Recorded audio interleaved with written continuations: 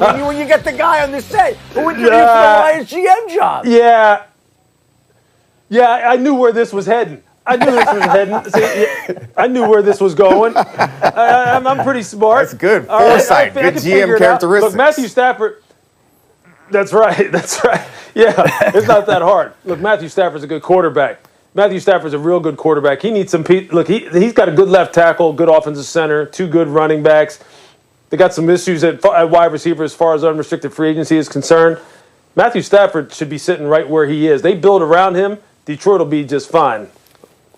See, does that answer your question? There's your answer. Greeny, you're coming to me, and there's an elephant in the room. We're sitting next to the guy who interviewed for the GM job recently. Right. And you're asking me what to do with Matthew Stafford. Why are you asking me that question? It's a perfect example of me passing the buck. That way, if Lewis is upset, he can be upset at you and not at me. It's a brilliant way. That's hosting 101. I just passed the buck to Shefty. All kidding aside, Shefty, there is a story in Detroit today that I just saw you tweeted.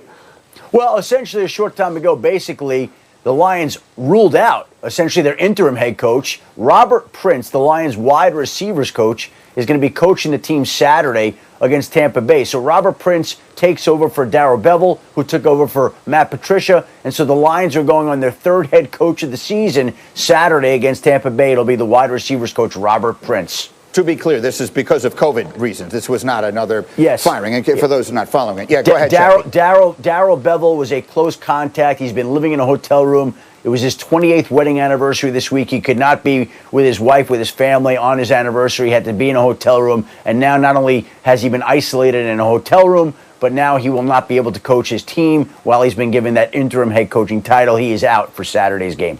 Now, that is terrible that he can't be a close contact of his wife on their 28th wedding anniversary. That just doesn't seem right. Okay, we will Steelers and Colts. That means Big Ben and Phillip Rivers, both drafted in the first round in 2004. Since then, Roethlisberger ranks 3rd with 155 wins. Rivers is right behind him at 4th with 133. Only Brady and Breeze have more. In the postseason, Big Ben has won 2 Super Bowls. Rivers has just appeared in a single conference championship. However, right now, these guys' teams are headed in completely opposite directions. Listen to Big Ben, his own thoughts on his own play right now. I don't blame him. When you play like poo, you should get talked about like that. And so, I need to play better. So if I'm not giving them a reason to talk good, then I'm giving them a reason to talk bad. So, that's all on me. I need to play better. All right, let me bring my football squad in for this morning. I have Louis Riddick, I have Damien Woody, I have Adam Schefter, and Neek will join us as we continue as well. But Louis, that was your game on Monday night. You said that you spoke to him. He just said for himself there, I've been playing like poo, his word, which is an interesting choice of word, but that's neither here nor there. Louis, what sense did you get, and what is your expectation for them these last 2 weeks?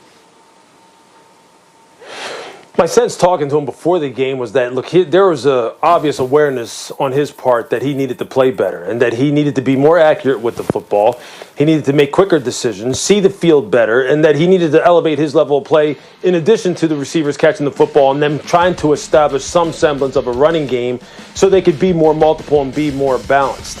Now, obviously, coming out of that game, it didn't look like they really had started hitting on all cylinders because right off the bat, they tried to take some shots down the field, and Ben wasn't able to put the ball where he needed to. I remember, look, he missed Deontay Johnson on a shallow crosser where he put it behind him, didn't put it on target, and it took him a while to get going. And then on top of it, the offensive line was just getting bludgeoned. So although he said, look, I'm not panicked, I don't think this team needs to panic. We know what we need to get done, and we have time to get it done.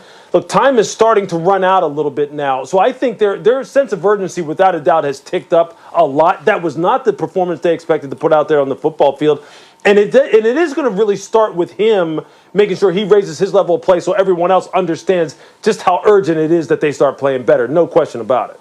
Now, D. Wood, when you hear players-only meeting, even if they want to specifically say there's no panic involved, you hear players-only meeting, what thought goes through your head?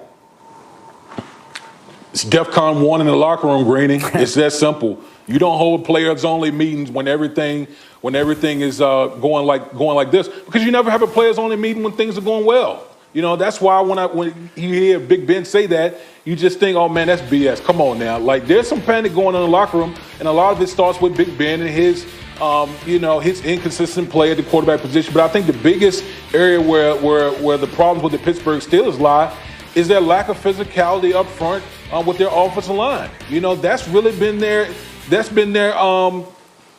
identity over the years. The physicality up front to go along with their defense, but they haven't been able to run the football at all. And with the lack of a running game, like Lewis talked about, there's no balance offensively with the Pittsburgh Steelers, and it's creating a lot of problems for this football team. Shefty, what do you hear when you talk to people there and about them, about their urgency and sort of the situation they find themselves in after an 11-0 start? It's not the same team that it was earlier in the year. This was a team earlier in the year that had Devin Bush at linebacker, that had Bud Dupree, that hadn't lost Joe Hayden or Robert Spillane to some injuries. They're trying to fill it in on the defensive side at the same time. They're not running the ball effectively. And so if they're not running the ball effectively, they're not controlling the clock. If they're not controlling the clock, the defense that is weakened is on the field more. And one thing leads to another, and it just led to 3 straight losses for a team that a month ago we were talking about whether they could challenge the 1972 Dolphins. And now you're wondering if they could find a way to win a game the rest of this regular season against Indianapolis this week, which the Colts have a pass rush capable of exploiting the Steelers' offensive line, and the Cleveland Browns in the last week. And all of a sudden, you're talking about Cleveland being in contention for an AFC North title that a month ago never would have seemed possible. Look, the ultimate indignity for the Steelers would be if that last weekend of the season, they wind up losing the division to their long-standing, I can't even call it a rival because it's been a hammer and a nail, to the team that they have dominated historically. If they wind up going to Cleveland and losing the division to the Browns on that. Russell Wilson throws four touchdown passes. These guys in the film room looking at it just like, man, we about to beat these boys' heads in, favored by 17. But you know what? Herm always said, you play to win the game. You still have to play the game. Even though they're 0-12 or 0-13, whatever the Jets were. Really, they were 17-point favorites. And you went out there and converted 2 of 11 on third down. Jared Goff, 2 of 11 on third down. You couldn't run the ball. You couldn't throw. You had 1 pass over 20 yards in the game against the Jets. Against the Jets, Greeny. Come on, if you're the Rams. You had the inside track at the NFC West Division, and you slept on the only winless team in the league. Come on, dog. Come on, Rams. You got to be better than that. How in the world could you lose to a team that's trying to lose? Come on, Rams. Do better. Do better.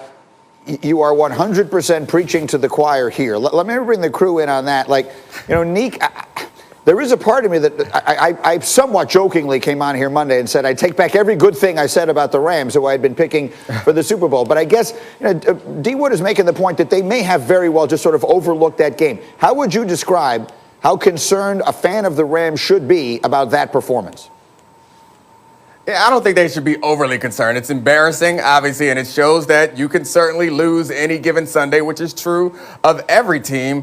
However, I wouldn't say one game makes a team any more than I would say that one good win would make a team, so one bad loss shouldn't make the team. The Rams should still, Rams fans and Rams players and coaches should still have confidence in their team headed in. And I think this actually might work out to their advantage. If the schedule continues to go kind of the way we expect it, then they might end up in a situation where they can play Washington in the first round rather than playing Tom Brady and Tampa Bay. So this works out well for everyone except for Jets fans. That's correct. Sorry, but when you say no one win is that significant, you have overlooked the obvious in this particular case. And for that, I turn to my friend Adam Schefter. That one win will have great ramifications for the Jets, obviously. And look, I've said it all week long. Congratulations to their players and their coaches. They weren't trying to lose. They went out there to win a football game. But for the organization, I think clearly if the Jets had the first pick in the draft this year, Schefter, they were going to take Trevor Lawrence. What is your sense of what they are thinking if they wind up with the second pick relative to their current quarterback, Sam Darnold? Well, that's the great question right now, Greeny. We've got a situation here where the Jets now have to evaluate everything. You could trade back. You could get maybe a team that wants one of these quarterbacks to trade up. There are a lot of different scenarios here for the New York Jets. They have to reacquit themselves to the idea that there's a different way that they can go. And so it's going to be wide open. Like, it was a no-brainer at 1. It's not so simple at 2. There are a lot of different options that they have to sift through. And one of the things they'll have to do is hire a new coach, we would assume, and